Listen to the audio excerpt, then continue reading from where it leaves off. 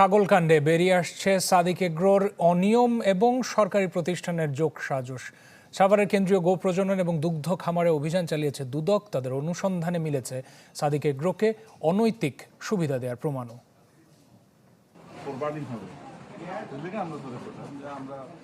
Sadiq agro আর ইমরান হোসেন ছাগলকাণ্ডে আলোচিত দুটি নাম।